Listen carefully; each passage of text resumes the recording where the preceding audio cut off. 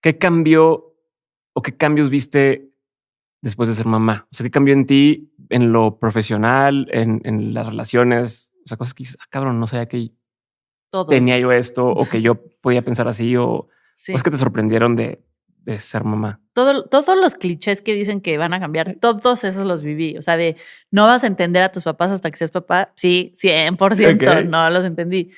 Ya no puedo ver cosas en la tele que tengan niños que están sufriendo. Chillas. No puedo, me da muchísima ansiedad, pero te estoy diciendo hasta divorcios. O sea, que veo a un niño que está sufriendo el divorcio y yo, no, es que ¿por qué? Y también es muy hormonal, como acabo de tener a mi hijo, todavía tengo 9 meses. Okay. Bueno, no acabo, pero todavía el cuerpo se está hormonalmente equilibrando, entonces y muchas mujeres lo viven y pocas hablan de eso, de que tienes a tu bebé recién nacido, vas bajando las escaleras y te imaginas, me voy a caer, lo voy a aplastar. No mames, justo me dice Sofía eso, mi esposa se llama Sofía también, y justo me decía el otro día eso, me decía, es que voy manejando y si se me cae, y si lo suelto, y si... No, sí, es muy hormonal. Eso es porque el cerebro de una mamá, sobre todo recién hecha, está hecho para que tu bebé sobreviva. Entonces, por eso te hace imaginarte esos escenarios. O sea, tiene una explicación química. Pero tú piensas que estás loca. Ajá. Porque, o sea, yo voy pasando al lado de un balcón y digo, se me va a caer. Es lo que me dice. O lo estoy bañando y se va a caer, o se me va a ahogar, o se me va a... Ajá, te da muchísima ansiedad. O sea, el otro día, mi hija tiene como unas banderitas colgadas en su cama.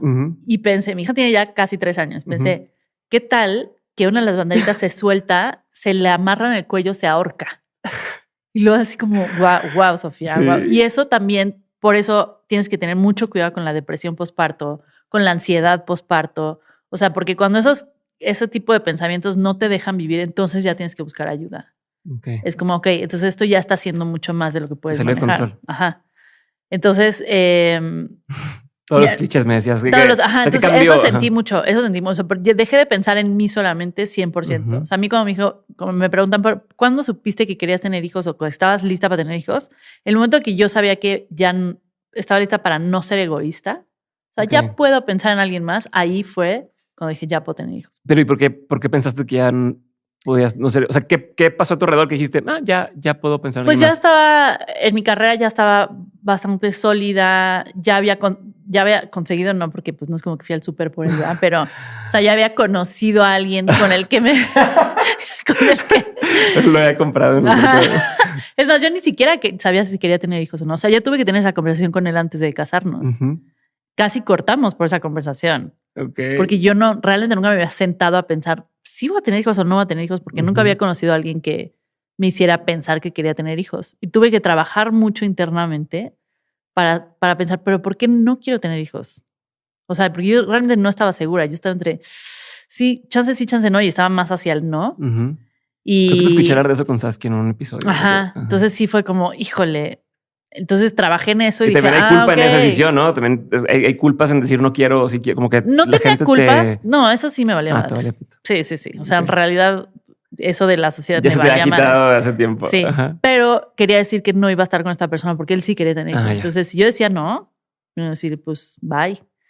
Y tampoco quería que me presionara eso. Es como, pues, si no es él, no es él. Y voy con alguien que no quiere tener hijos. Pero entonces me senté porque cuando yo decía no, había algo que decía, no, pero lo estás diciendo por las razones incorrectas. No es un no de no, la neta me da hueva, nunca quiero tener hijos, sé que no quiero tener hijos. Era un no porque me daba miedo tener hijos. Entonces, ya que trabajé con eso, dije, ok.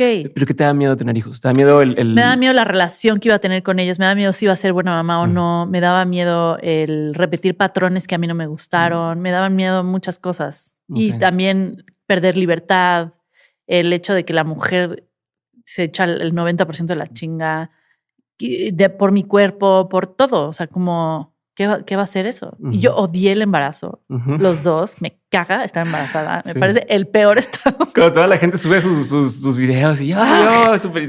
no, es como, ¿sabes qué? Cuando me dicen, es el mejor estado. Y yo, pues, ¿cómo estabas antes, güey? Que ese es tu mejor estado. O sea, qué mal la estabas pasando. En pandemia 1, donde no puedes hacer nada, no puedes entrar a ningún lugar. Bueno, al menos en Monterrey. Eso no me importó. Se volvía loca porque no podía entrar a ningún lado. Entonces, quería ir hasta el súper o lo que fuera.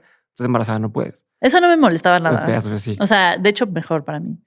Pero yo tenía mucho dolor en la cadera y eso, pero desde los 4 meses. La espalda, entonces no. Era una cosa que se llama pubitis o pubalgia. Y es como si te hubieran dado una patada en los huevos, pero todo el día. Todo el día sientes eso. Constante. Entonces, es dolor crónico, es muy cansado. Pero no podía ni dormir. ¿A cuánto tiempo fue eso? ¿A los 4 meses? A los 4 meses del primer embarazo. Todavía ¿qué son? Y conforme te va creciendo el bebé es peor. No mames.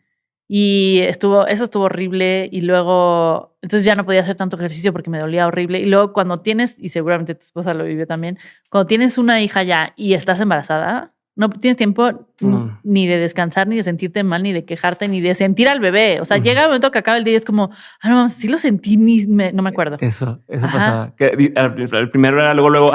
Sí. Y googleabas todo y te enterabas de todo. Y en el segundo era como. Acabar tiene un sentido de culpabilidad un poquito de no poder dedicarle el tiempo. Y hasta cuando segundo. nacen. Cuando nacen también. Okay.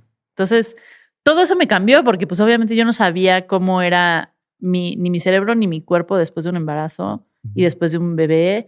Y la culpa y porque tenerlos es fácil, educarlos está cabrón. Okay. Eso es lo que a mí más trabajo me ha costado porque es como, ¿qué le quiero enseñar? ¿Qué no le quiero enseñar? ¿Qué patrones estoy repitiendo? Tengo que tener cuidado con esto.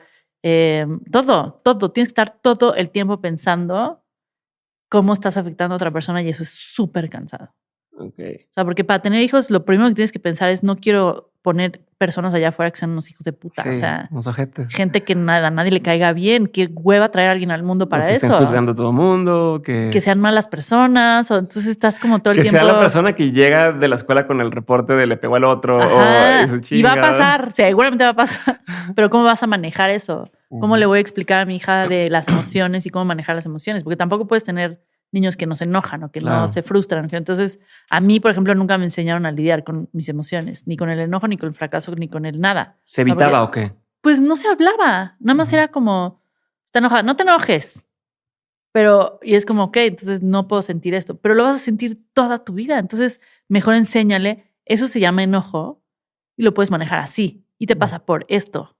Entonces, yo lo que quiero enseñarle a mis hijos, darle esas herramientas. Entonces, siento que la manera en que he crecido, he trabajado y las decisiones que he tomado ayudan a que pueda traer a gente al mundo y dejarlo un poquito mejor, con personas que sean un poco más sensibles, más conscientes, más empáticas, que sepan también ellos, si quieren en algún momento tener hijos, pasar eso a otras generaciones. Entonces yo sí creo que mejorar la educación de generación en generación es lo mejor que puedes hacer teniendo hijos. Okay. Y si no estás listo para eso, o sea, si no te has trabajado, si nada más estás teniendo hijos por otras razones, pues es mejor no tener hijos.